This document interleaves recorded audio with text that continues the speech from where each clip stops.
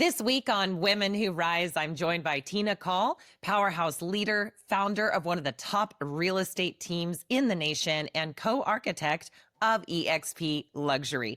Tina shares her no BS insights on scaling a business, building self-worth, and why your network is truly your net worth. If you've ever wondered what it takes to rise to the very top and still stay grounded, you won't want to miss this conversation.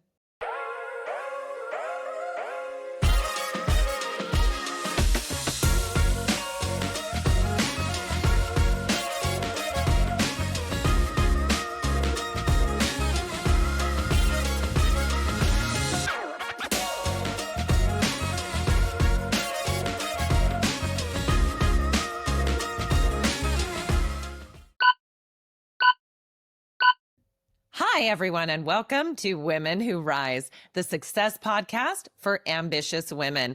I'm your host, Heather Mansy. Today, I'm honored to welcome Tina Caul, a powerhouse in the real estate industry and beyond.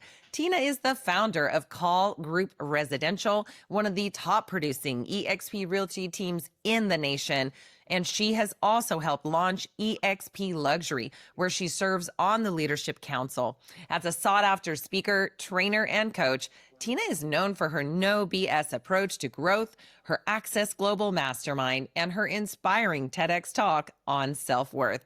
With nearly $400 million in sales last year alone, Tina has built a career defined by innovation, collaboration, and empowering others to reach their highest potential. And I am so excited to welcome her here today. Welcome to the show, Tina. Oh, thanks for having me, Heather. I'm glad to be here. Thank you. And we are so thrilled to have you. So I noted that, your story now includes leading a nearly $400 million team. But let's go back. What was the very first job or earliest career memory, and how did it shape the way that you approach leadership today? Oh, God. My very first job, well, I got my real estate license when I was 23. So before then, I was a nanny. And that was leadership at its finest, leading children who didn't listen and had needs. And so I think that did shape me to put others first. My mom was also a foster mom. She had multiple children with disabilities in and out of our homes for years. So I actually had disabled, she's like my sister. She was with us for 10 years. And so always putting others first was a big thing in my household, and having patience and understanding. So, when I got into real estate at 23 and I had to, help people find houses, they would take forever, some of them. And I remember just being so patient, and my friends would say, how can you work with that client for like 2 years? I'm like, well, she'll find something one day. But yeah, I've grown since then, but that's the earliest memory I have of maybe leadership. I love that. And it kind of harkens to the idea that, women or parents in any case, or siblings or whatever of special needs, et cetera, have figured out nurturing and this idea of putting others first as a necessity. And I've often said that, we are women who rise. So I've often said that moms or people in that capacity of caring for others, whether it be your parents, et cetera, are going to understand very well some of the main components of leadership. So pivoting here, did you always see yourself building at this level? I mean, you really do have a lot of success. Or was there maybe a defining moment where you kind of designed that, like your TEDx experience maybe, or joining eXp, that shifted your vision and trajectory to something this big? No. So I think everybody always asks me, like, did you have a vision to build this team? And I said, absolutely not. And I think that the one thing that, and I don't know if it's good or bad, everybody has goals, right? Oh, we have a goal, we have a dream, we have a goal. I think when you're 23, you're just trying to figure life out. You're just trying to be accepted. I didn't have any worthiness at that point. Like, I knew I was, a hard worker, but I didn't feel necessarily smart. I was joining, obviously a new industry. I didn't have a college education. I would compare myself to all of the academics around me. And, I had to gain that street knowledge, and there wasn't somebody like a mentor that was helping shape my career. And so once I met my coach, Mike Ferry, my magical fairy, as I like to call him. I met him because my business, I was making about 150,000 a year back 20 years ago. That was a lot of money, probably the highest Yes. earner in my family. And the market crashed and I went down to making 40,000. And I thought, this is not fun. And so there was a local event in my market. Lots of top producers were going. I thought, let me go. And that's where I realized that top performers had coaches. And I Yeah. couldn't afford it at the time, but I pulled my little credit card out and I'm like, here you go, 1,000 a month. My husband was so mad at me, but I took a risk on myself because the people at the front of the room looked like me, talked like me, but they were Hmm. making 200,000, 300,000 a year. And I thought, well, if they could do it, I could do it. So I had the confidence to at least try and walk into my fear. And what Mike taught me was the first lesson was that I could shape my day to day. I had control of the business if I just controlled the controllables. And the controllable that I wasn't controlling for the last 7 years of my career was talking to people on the phone. I let the business Yeah. happen to me. And Yeah. once I learned how to talk to people, learn scripts, and prospect, I immediately became a top producer. And within a year, Mike also taught me to think bigger. And the first lesson was, where do you want to live? What does the vision of your life look like? And I thought, Hmm. I could shape this. I could like pick to live anywhere. Well, I'm not living here in Michigan where the wind hurts my face 7 months out of the year. Honey, we're Yes. moving. And we picked North Carolina. We moved in Wow. 2009, but I was a solo agent up until 2014. And the only thing that brought me the idea of let me help get support is I was burning out. I was selling Yeah. 100 homes a year and I hired my first buyer's agent. So no, I did not have a vision for a team this large. Yeah, Yeah. this is incredible. And let me unpack a couple of things here because, obviously we speak to realtors frequently on this program, but we also talk with people in the corporate world and everything. I've always wanted that this would contribute to anyone, any woman, any person who's in any aspect of their life that wants to rise. And so, just basically, not everything in life has been by design, but Mm. you absolutely learned how to design. That was certainly a pivotal moment. You also learned more about having empowerment and, in fact, structure Yeah. and systems. Because if you're talking scripts, and I love that because you are already doing very well, over 100K in, the early 2000s, like that's incredible. Yeah. But at the same time, put a script in your hand and some time blocking, and all of a sudden you just exploded. And I love that because there's this idea that, oh, I've already reached this level, doing these things, is beneath me or whatever. And so really what you're showing is, no, if you give another tool to even the highest or best performer, if they take it seriously, they can really level up. And in fact, that might be the very right person to give a kind of a remedial tool to is someone that is already a high performer, because they're probably going to go, wow, let me see what I can do with this thing. So I love all of that. So building one of the top teams in the country definitely wasn't without obstacles. So kind of fast forwarding to 2014 and beyond, when you got the first buyer's agent, just to give you what I'm sure was much needed relief. What was one of the biggest challenges that you faced in scaling both early on, and as you went forward?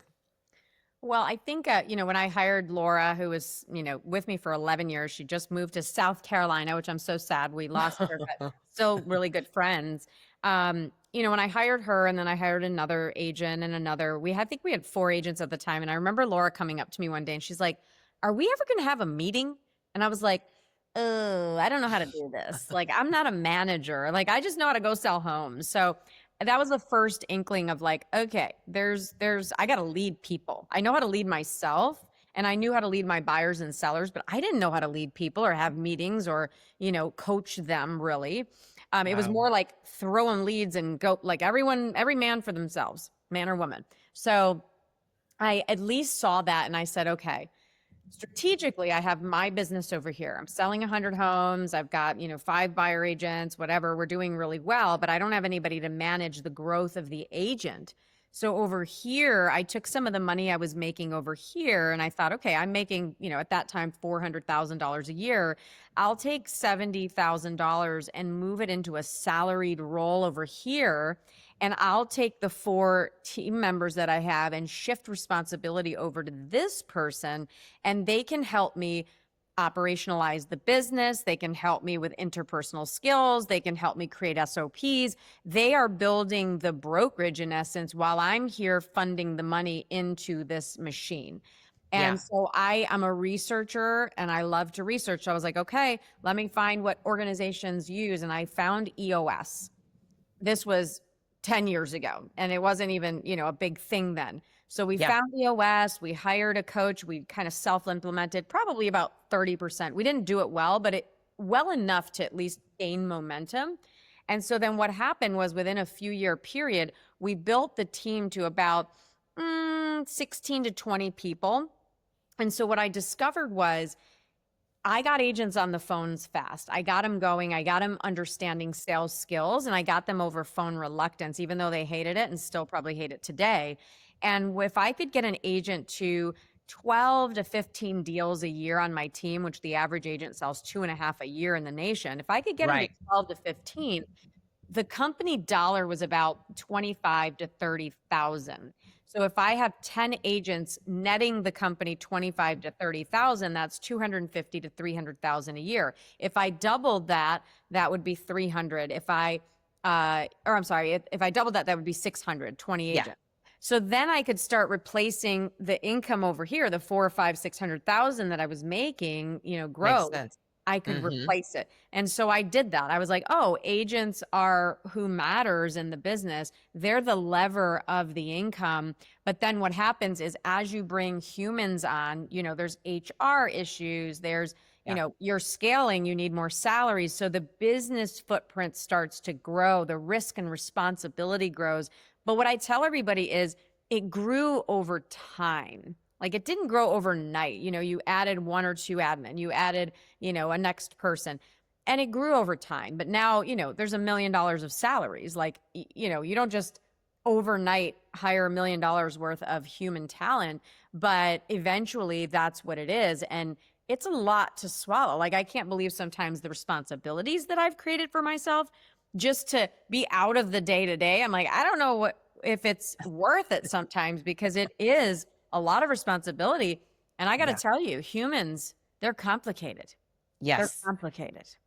Yeah, absolutely. I think to your point, I mean, management, each human, whether it's each seller, each buyer, or if you're in the management side of things, team ownership side, it may look like a rosy idea, but you're just exchanging whose hand you're holding for another group of people. And in fact, you may be paying a lot more into someone who's working on your team, whose leads you're buying versus someone, a seller who you're helping sell a home and you have, $3,000 in on your expense. And granted, you need to have a much longer relationship with the people who are working for you. So I think it's super well taken at that. You've spoken before about surrounding yourself with people at the next level. And I think we can talk about Tom, your fairy certainly is in there with a coach. Who has inspired you the most as a leader, and what lessons did they leave with you, or maybe whose coattails, are you currently still following or partnering with right now? So, so just one minor correction. It's Mike Ferry, who is Tom Ferry's dad. Oh, yes. Yeah. Yes, I did it. Yes. I love Tom, Yes. but I got to give his dad credit because he's the original OG. Um, Yeah. Yeah. Even though he's like 82 now, but I still lots of love to Mike. But Yeah. I Thank think, you.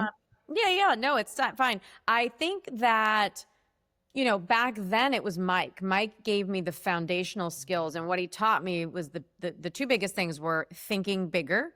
He gave me permission to think bigger, and I believed him. Mhm. And then he also taught me that you can never wait for the business to show up, that you have control of the business as long as you control your morning. And most agents in the nation, even on my team, no matter how good they are, they don't control their morning, and they don't control the idea that they can talk to people and they get deals and their business still looks like this. So So knowing those two foundational aspects were huge. And then I moved from Mike to, hey, I want to build a business. So it was like I was looking for coaches that were more geared towards organizational health. I love Pat Lencioni, Five Dysfunctions of a Team. I love John Maxwell, but I never had them in my pocket to be like, hey, John Maxwell, what would you do when you have a person on your team that has childhood trauma and can't get over their triggers? Like that is a norm, that is a thing.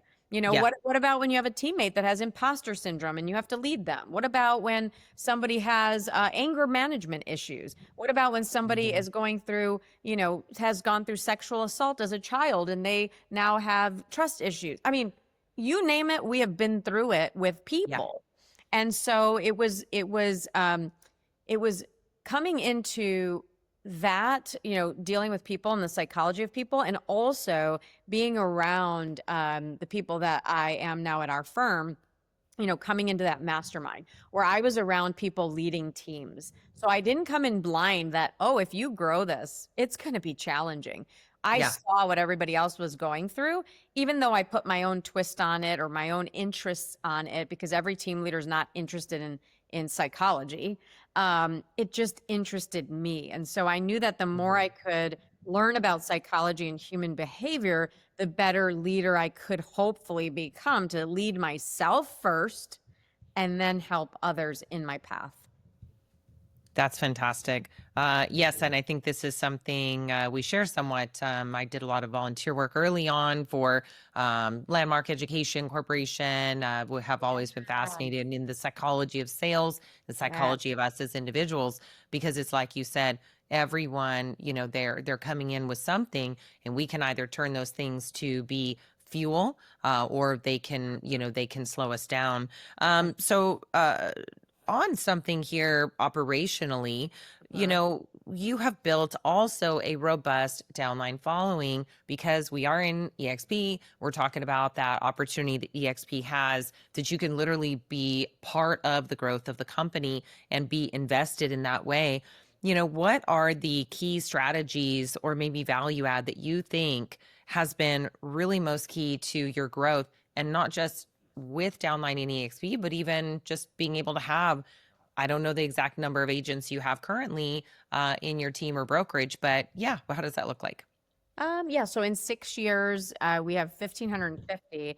And the key is, in the last 6 years, I've recruited or attracted a couple people a month. So if you add that up, it's over 200 and, 20, 40 people that were named me sponsor. And then what happened is, of those 240 people, you develop about 20 leaders within that group. And then those leaders build their teams, and then they teach someone to pass the baton. And so every Hmm. foundational family level, if you will, of the organization has leaders within it that are building their organizations. And I think, again, the three things that I always think when I follow someone is, can I trust them? Hmm. Are they accessible? Like accessibility is huge. And then are they fun? I want to have fun. Life is hard. Like, Yeah. are they fun to be around? Are they a Debbie Downer? Even you can find a lot of successful people and you don't even want to be around them. Yeah. They're just not your Sure. vibe. So Yeah. are they trustworthy? Are they accessible? And are they Mhm. fun? And I think for me, my superpower to recruiting or attracting or really building communities is I don't care if you come or not. I'm going to invite you into my world. I'm going to give you a seat at our table unconditionally, and I'm going to be patient. And if you believe that this community can build your business, then come. If not, and we haven't showed value after you've been invited and showed up, totally your choice. But I believe in the Yeah. mission. I have a North Star, and come with me, be my running mate or don't. Yeah, I love that. And I can imagine there's a couple benefits to that mindset because you mentioned it as a superpower or your superpower, like the thing. I think that's incredible. And that's, possibly one because you being detached from the outcome gives you, a lot better kind of emotional standpoint personally. Yeah. You're able to just do the work and then kind of what happens, happens. And then at the same time, also, you're not exactly begging these people in, you're letting them know, hey, I've got this great opportunity. And overselling, is an easy way to let people think maybe it's not such a great opportunity. So I can imagine how just psychologically, both for you as a benefit of just kind of not feeling that stress or pressure to really go after everyone, Right. but also having them just find and see that value for themselves. And also, it's probably helping that you get maybe the right fit, because they always say the people who attract to you are probably the people that are meant more or less to be in your organization, Yeah. because what you're saying sounds like music to their ears, and the way you're saying it and who you are, and that gives you kind of a better fit individual, possibly culturally. Yeah, no, 100%. I mean, your vibe attracts your tribe.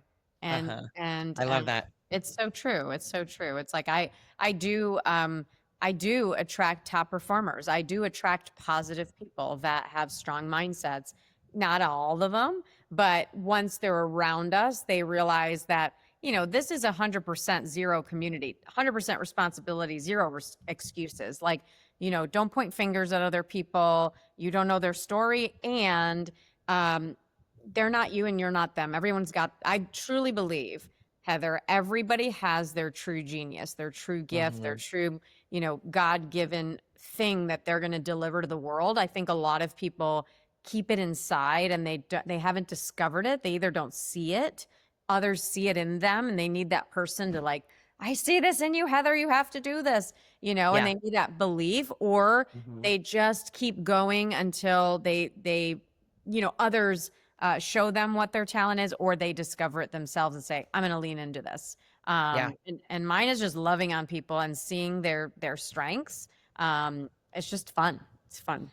Yeah, I think mentorship, having left production largely myself, I think mentorship is really the biggest reward. It can be hard on certain days when the mentees are not, willing participants in their own future, but it is the greatest joy Yeah. when you see it working. One of my gals is buying her own home this week, and I think she's the first.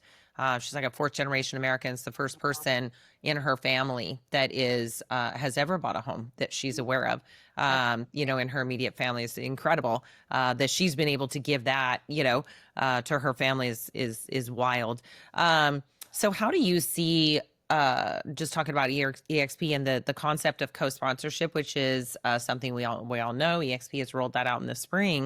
You and I talked about it briefly before this. So how do you see co-sponsorship as contributory to your future growth, and the companies, and how are you yourself kind of using that particular idea or tool?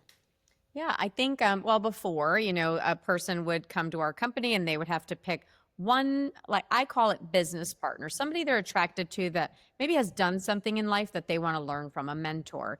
And so now, before in the past, you might have been torn between two mentors. Maybe one mentor has, the ability to be a strong recruiter and you're like, oh, I want to use them. But then the other mentor has, built a YouTube channel and you're like, oh, but I would love to learn that, and now you can have both. So how I'm leveraging it is, I tell people all the time, if you have someone that resonates with me, or you resonate with me, then reach out, let me help you demonstrate teamwork. Not let's Hmm. recruit this person. Let's demonstrate how we're going to help them together and cast vision. And so yeah, I think I have over 20 something, co-sponsees right now since we've unraveled the program. And it's been just a fun ride to be included, where people call me sometimes, or I reach out to a potential co-sponsee and say, hey, I think you'll be great for one of my recruits. Why don't you have an interview with them? And I let the recruit, pick. Make that. Yeah, yeah. Yeah. And that's Yeah. all it's about, is partnership. So it just gives us more tools, more vehicles to connect. And now you have two mentors that Hmm. bring two dynamic strengths, including your own strengths, which it Hmm. creates rocket fuel. Absolutely. I couldn't agree more. I've had a few, and again, I'm about, okay, let's find our people, just like Yeah, we found our people to do referrals around the nation. yeah. We have important business partners, maybe in the world as well. And then now we have this opportunity as an organization to help people and have, you know, it takes a village. So we've got two people and our organizations. And I love that you mentioned our strengths. I know you're big on, or at least I believe, from videos and stuff, because I do follow you, and I've seen some of your teachings at the EXP University, and so I know you're big on added value for your agents. I have knew that you were doing masterminds and things like this. I think even weekly. What areas do you see, future downline builders as maybe being needing to do certain either value add or whatever for their future downline, right? Or even say you have a corporation or something. What ways can they create value that does exactly that, attract people and let them know that they might be in the right spot? So I think, again, it's being very self-aware to say, what are my unique gifts and talents that I can share with the world? Anybody that knows me knows I love like the Working Genius assessment, the Strengths, Clifton Strengths Finder.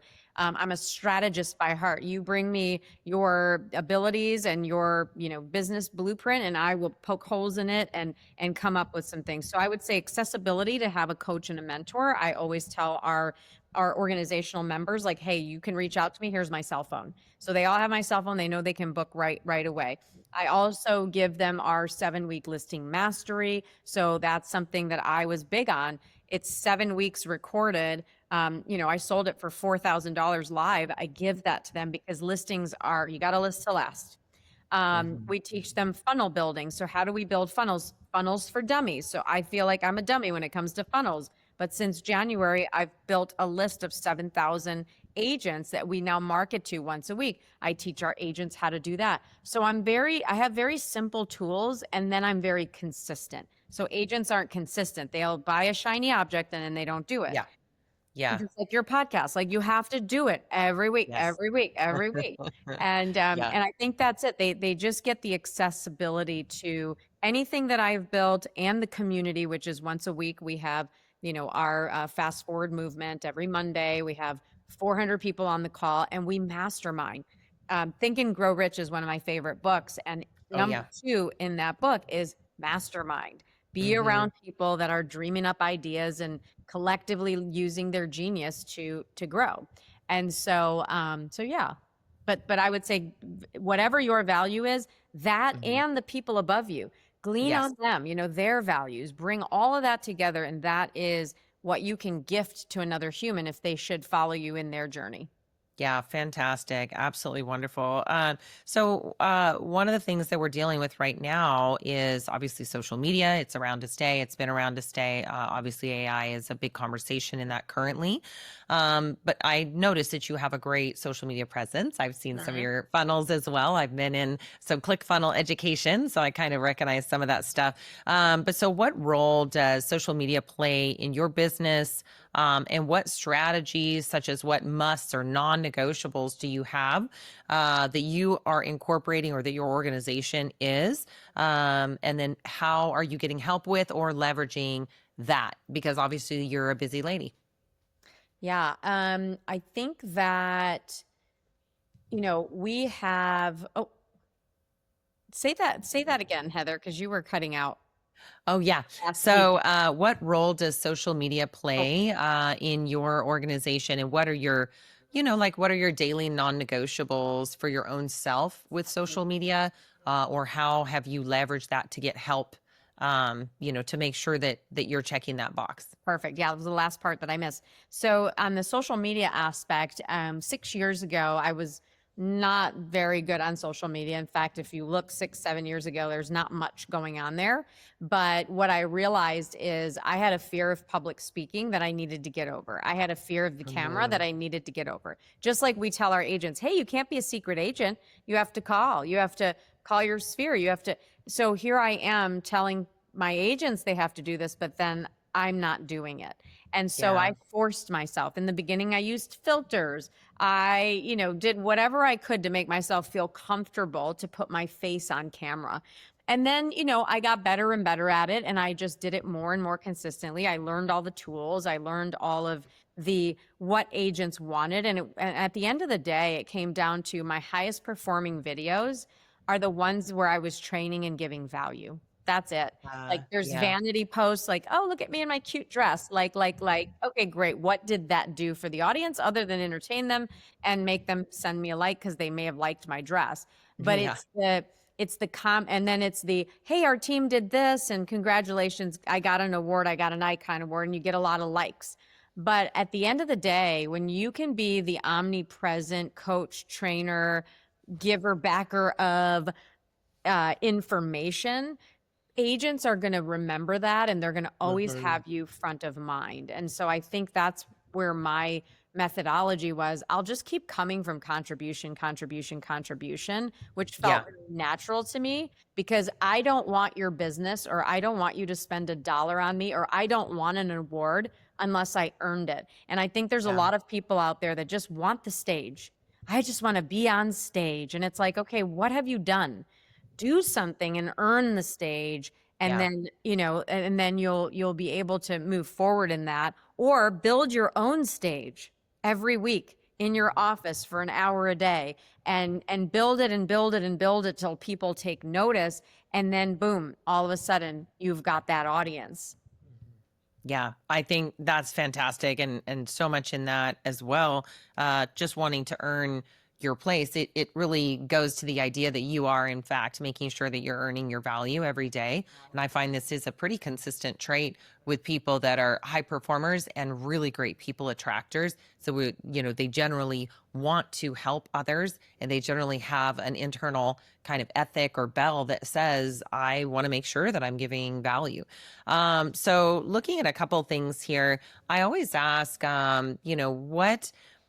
what kind of life balance are you having? And I know that's sort of a, misnomer type phrase, but you're running a high volume business, you're mentoring globally, and you're speaking on big stages. How do you personally balance that drive with your family life and your well-being?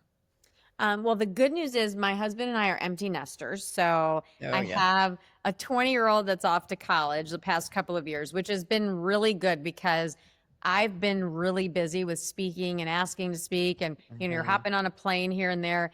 And it's been fun. It's been something that, I'm not used to. I'm not, Tony Robbins. So we're not used to this Yeah. kind of like travel schedule. But Yeah. it's been something that has pushed me in my uncomfortable zone, which means I have to do it. And now I'm really Yeah. comfortable with it. So the balance part, I would say I'm still balanced because, people might ask, well, what do you do with your free time, Heather? And in my mind, or what do you do with your free time, Tina? And I'm thinking, I do what I do. This is my time. I'm working. I'm with my husband. My time is my time. And so I've already decided how I'm going to use it. And what I feel now is Mhm. I get to decide. I don't have to work, I get Yeah. to. And that's Mhm. been the biggest game changer because EXP has paid my family, a couple $1 million in the last 2 years. That has been a blessing. And that has been because I'm trying to bless as many people in my path as possible, but they have Yeah. to show up and do the work. Absolutely. Yeah, absolutely.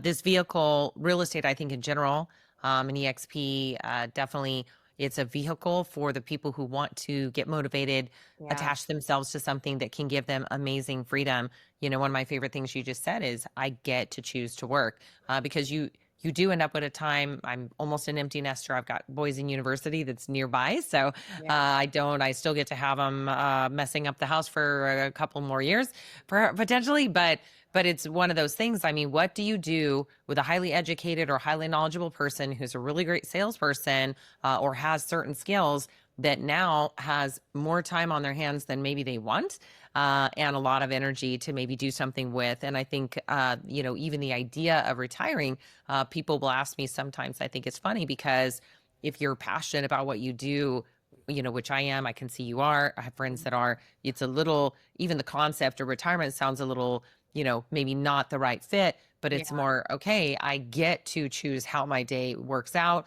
I Yeah. get to choose which part of the business I do and which part I delegate. Mhm. And that is a real pleasure when you're helping others. So as a woman in leadership, what do you think people often misunderstand about your role and how you lead, or in fact, what maybe, if there's none of that, are the benefits that you have as being a female in leadership?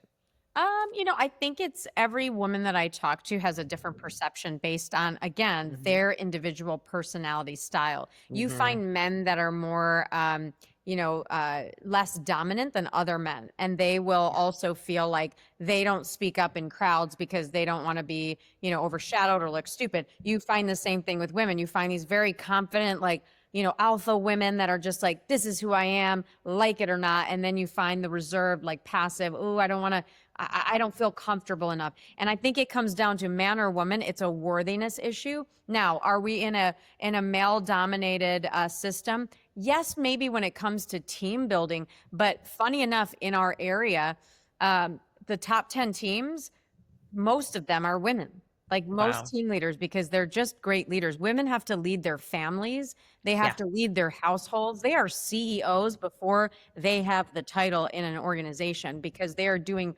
multifaceted management, where sometimes when you think about it, a man goes to work and comes home and has that one focus, and a woman has to do much more, I feel like, Yeah. traditionally. Now Yeah. you're seeing a lot of swapping roles, and that's Mhm. great, but at the end of the day, it still comes down to skill and will, and what that person, how that person is made. Because I think there are more men in their feminine, and there are more women in their alpha masculine, and vice versa. And so Yeah. I think if you ask that question, you'll get a different answer. I never felt threatened, but I did feel like I will go and speak up in a room where I'm worthy, because I've Yeah. done something and I know that I feel confident in my ability to speak up. And so I've never been shy about, this is Mhm. what I think. Yeah, which is amazing. And it also shows that you had value, self value about what you thought in the moment. And that is, as you mentioned earlier, a barrier that can exist for other people, that they want to rise, but they're not sure. Maybe they have that imposter syndrome. Maybe they're not sure they belong in that room. And so, like you said earlier, just finding out those things and being able to kind of work through them, so that, yes, you do feel that you can speak up in a room, that you have the right to do so. And yes, male or female, I think that was extremely well taken. Yeah. So for people who want to step into leadership, whether in real estate or in another field, what do you think would be the most important piece of advice that you can share with them, going from maybe a limited role to they want to be seen as, or be able to step up in their lives? I think, you're going to lead people to the level that you can lead yourself.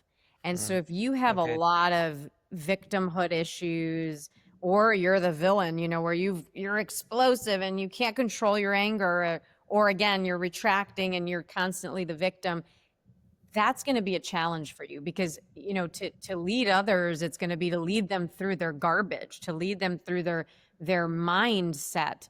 And if your mindset is poor, you're going to have a really tough time dealing with other people's issues. In fact, you might be weak enough to take on everybody else's issues as your own, and then not be able to move forward. So I think it's Yeah. self leadership first. Then when we feel like, okay, I've kind of got a grasp on it, nobody's perfect and nobody's figured it all out. But once you've dealt with your own traumas and dramas, you can sort of move forward, so you can navigate those same emotions and see them in someone else and say, I think I know what you're dealing with, and here's how I dealt with it. Let me help you. Um, and it's gonna be crucial to put people around you that not only are strong as well, but are coachable, because I've had a lot of people on my Mhm. team in leadership that are not a good vibe for where we are in the business, because maybe they haven't done it long enough. And then I have others that are like, hey, maybe they don't have all that experience, but they're so coachable and they're so Yeah. strong in their worth that they're Yeah. not gonna steamroll anyone. They're not going to have ego, power struggles. Like, Mhm. there's a lot of that comes in organizations, even one as small as mine. So true. And small, point taken, but I think you're doing okay over there. Yeah. Yeah, I would say coachability is certainly, well, it's actually one of the top three things I always hire for. Hmm. And I discuss it a lot in interviews, because it's true that ego is a defense mechanism that's out there. Very, very hard to work around coachability. And if you have coachability, man, I can teach you anything. You can teach someone like that anything. That person can be taught anything. And Um, also, just to flip it around a little bit, I think a good leader is also a good follower. yeah. And so yes, hopefully I can lead you, but I'm a great follower. I have a lot of great leaders that I follow. So I follow to a fault. And so I think sometimes Hmm. people go, oh, I'm a leader. People need to follow me. And you go, are you a good follower? Yeah. That's what makes a great leader to me. Absolutely. Yeah, absolutely. And you had said, look, I mean, you love to research. You are great in education and or in terms of getting education and wanting to educate yourself. And Yeah. then being able, that first coach you had, Mike Ferry, like you pointed out, it's just being able to listen to what they said and plug it in. You would not have had that benefit had you not followed that advice and been the smart one to, if you're going to pay 1,000 a month, do the thing, and just the fact that you implement it at a high level is what I think is giving you as well so much success. I think you were going to say something there. No, no, no. I'm Yeah. just, yeah. I mean, I do implement, but it's not, it's implement, but be afraid to fail. It's like, I've Mm, failed more than I've won, but we see the wins. We don't see the little failures in between. But yeah, I mean, it's like, go to the path that you fear the most, because that's truly where your soul is probably pointing you, and your ego is saying, go the other way, don't fail. It's like, no, go fail a lot. And yeah. therefore you'll succeed.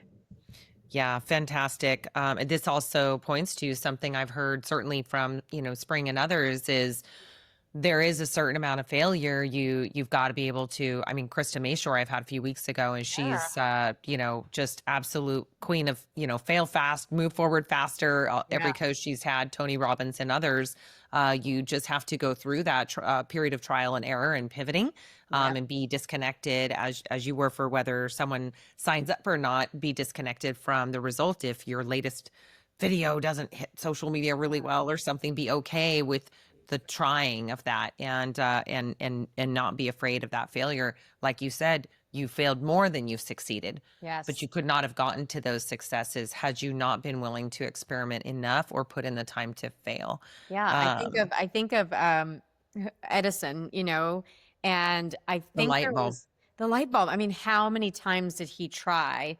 Yeah. It was like over a Thousands or thousand, right? yeah. So Yeah. imagine if he gave up. It's like, come on, you got to Yeah. keep trying, keep failing, keep failing, keep failing, and just Yeah. have that persistency to move forward. Yeah, I mean, we have him to thank today, right? I know. Oh, the beautiful light. Yeah. Yeah, it wasn't just light. I mean, shoot, electricity and everything else Exactly. got better. Exactly. Yeah, I think point so well taken on that. So you've built teams, masterminds, and movements. What's next for Tina Caul? What impact or legacy do you hope to leave in business and in life? So, 4 years ago, I had it on my heart to do a retreat. And I kept telling myself for 4 years, I'm not good at retreats. I'm not good at planning events. I'm not good at it. I'm not good at it. And finally I woke up and went, wait a minute. This is a terrible mindset. Yeah. You haven't even tried it. So this January, I'm doing my first women's retreat. It is called Founders, but it's Found Her. And it's Ah, about finding yourself and going deep, getting out of your head and going into your heart. Mind body business. We have childhood regression therapists coming. We have a psychotherapist, coming to do things with the ladies. We have an organizational health person coming, an EOS coach. So it's truly a retreat style. It's the unconference conference. So we're going to relax. We're going to have fun in Costa Rica. oh It's my going to be gosh. about 50 women. And so that's in January. So I'm excited about that a lot. That is fantastic. Are And you you're guys invited, Heather. You're coming. okay? I love it. Are you guys, I was going to say, are you guys filled up and filled out, or No, can our we haven't listeners still launched get it. in on that? Yeah, you can. So we'll talk offline, but definitely there'll be Yeah. 50 women there, and we've got a Okay. lot of it filled, but definitely there's room for you. I love it. I love it so much. I just want to say what an incredible pleasure it was having you on the podcast today. I feel like I could ask you questions for another hour, but I know your time is important and valuable. Just your presence on social media. I would encourage anyone here to go on, find Tina Caul, follow her. Where can they find you? Oh, thank you.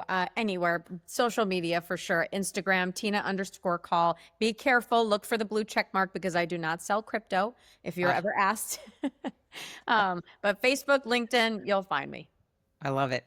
Awesome. Well, I appreciate you so much. And thank you for being my guest today. And I just can't wait to see all the other lives you changed. And I can't wait to do some co-sponsorship with you. And I think the future is just shining bright. Oh, thanks, Heather. Thanks, everyone.